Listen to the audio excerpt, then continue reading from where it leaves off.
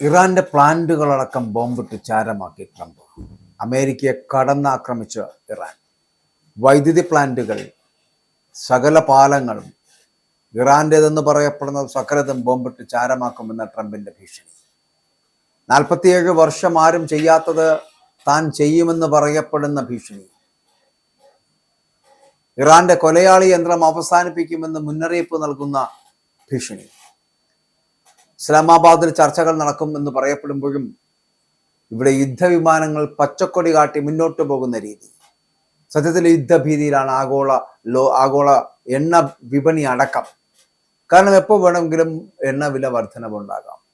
Hormuz കടലിടുക്കിൽ വെടിയുതിർത്ത് കരാർ ലംഘിച്ച ഇറാനെതിരെ രൂക്ഷ വിമർശനവും മുന്നറിയിപ്പുകളുമായിട്ടൊക്കെ ട്രംപ് എത്തുമ്പോഴും അവിടെ അദ്ദേഹം പറയുന്നത് ഒരൊറ്റ കാര്യം മാത്രമേ ഉള്ളൂ: സമാധാന കരാറിന് ഇറാൻ തയ്യാറായില്ല എങ്കിൽ അവിടുത്തെ ഓരോ വൈദ്യുതി പ്ലാന്റും ഓരോ പാലവും തകർക്കാൻ താൻ US സൈന്യത്തിന് ഉത്തരവ് നൽകുമെന്നുള്ള പ്രസിഡന്റ് മുന്നറിയിപ്പ്.